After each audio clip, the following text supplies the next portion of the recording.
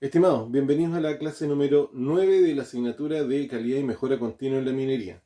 Hoy voy a volver a repasar en esta pequeña exposición los conceptos que alcanzamos a revisar en la sesión de Teams anterior y me voy a referir de manera específica a las variables y parámetros de un proceso. Como ya anteriormente les había mencionado, nosotros solamente nos hemos enfocado en hacer una definición de los elementos de un proceso.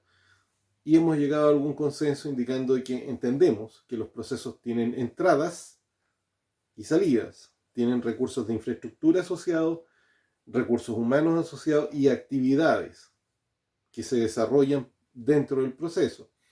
Pero además nosotros entendemos que al inicio del proceso existen unas condiciones y una posición, y esa misma situación cambia al final del proceso, cambiando tanto la condición como la posición. Dicho esto, haciendo un pequeño repaso, cuando nosotros hablamos de la condición, nosotros nos referimos a las características que pueden ser, por ejemplo, de un lugar o del área donde se va a intervenir, o las características de un producto intermedio, como perfectamente podría ser a la entrada de un chancador secundario, que nos encontramos que la condición inicial del material es 10 pulgadas y al final del proceso la condición final es que el producto mide 3 pulgadas aproximadamente. Eso entendemos nosotros como una condición. Habitualmente la tenemos que asociar a algunos atributos o características tanto del entorno como de algún producto o algún insumo al inicio del proceso. Ahora, cuando hablamos de las posiciones, nosotros nos referimos a las coordenadas, y estas coordenadas pueden ser perfectamente las coordenadas geográficas o las fechas. Esto se puede ampliar mucho más, como ya han visto en las sesiones anteriores. Ahora, cuando nosotros nos referimos a la entrada, las entradas habitualmente nosotros nos referimos a ellas como todo tipo de materiales que van a ser consumidos durante el proceso. Lo debemos tener claro. Lo que se consuma durante el proceso o lo que vaya a ser transformado durante el proceso son entradas. Y en esta categoría caben perfectamente los insumos, los repuestos y la información. También cae dentro de esa categoría. Ahora, por el otro lado, cuando nosotros hablamos de las salidas, nosotros entendemos que las salidas son todos los resultados que genera el proceso. Y esos a veces son un servicio terminado, puede ser una condición lograda, o también puede ser un producto, o puede ser perfectamente desechos que se me generen, como ya lo hemos visto varias veces cuando nos hemos referido a la manera en que la energía que entra se ha transformado en varios tipos de energía, como puede ser el caso de la tronadura, por mencionar un ejemplo que sea rápido. Bien, ahora cuando nosotros nos referimos a los recursos de infraestructura, debemos entender que nos referimos a cosas que pasan de ser lugares, edificaciones, máquinas, herramientas, equipos en general, que ya vimos que había alguna suerte como de bolsa grande donde caben todos, también los instrumentos que ya sabemos que se utilizan para medir, y el software. Eso es parte de la infraestructura. También hablamos del recurso humano y hemos entendido que el recurso humano opera prácticamente en función de la jerarquía y también opera en términos de las funciones que se desarrollan al interior del proceso. Y finalmente hemos definido que las actividades las podríamos considerar como una secuencia de sucesos o fenómenos que ocurren y que pueden, dentro del proceso, y que pueden ir seriadas, es decir, como desde el paso 1, 2, 3 hasta llegar al último paso. O bien podrían estar ocurriendo algunas de manera paralela, ¿ya? Algunas veces muy relacionadas y otras veces de manera independiente. Pero también tenemos algunas actividades que son cíclicas, como lo que uno podría observar claramente en un proceso de cargueo y transporte, porque la operación se repite muchas veces hasta que finalmente se logra despachar el material o el stock que se estaba tratando de despachar en ese proceso. Eso es lo que nosotros entendemos como los elementos de un proceso. Ahora, cuando nosotros hablamos de las variables de un proceso, nosotros estamos hablando de las dimensiones, ¿ya? Se trata de las dimensiones. Y estas dimensiones son muy fáciles de entender.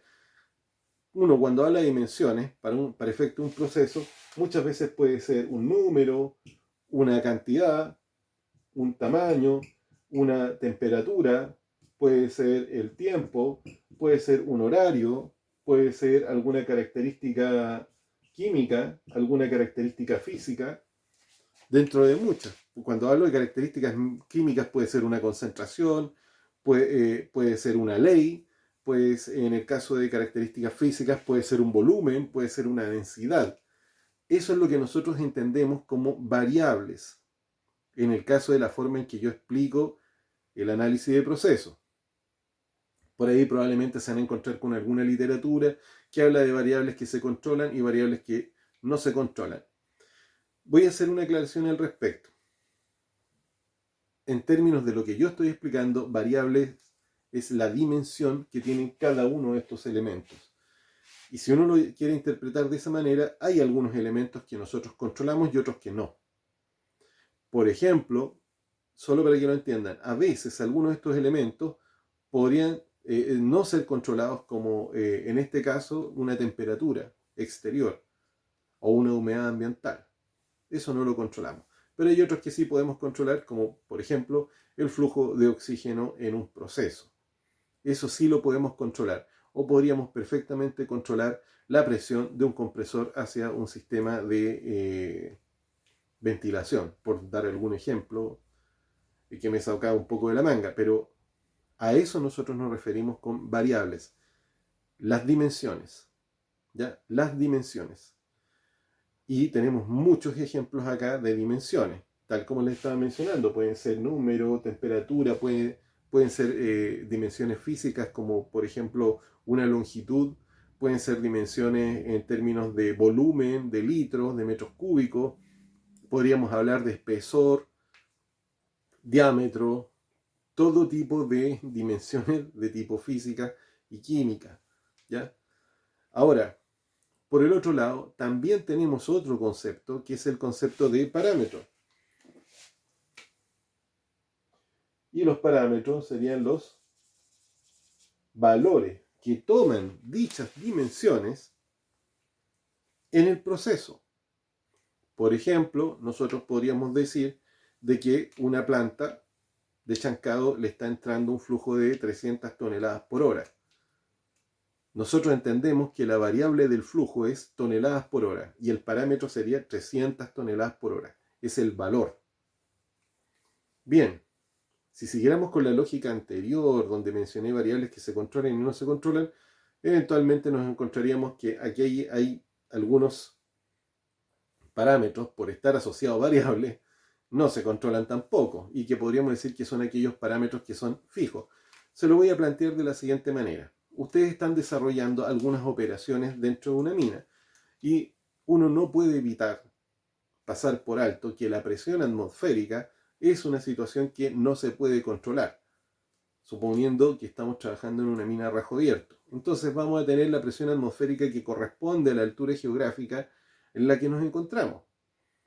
Eso sería el caso de un parámetro de operación que nosotros no podemos manejar en este caso, y podríamos decir que se encuentra fijo.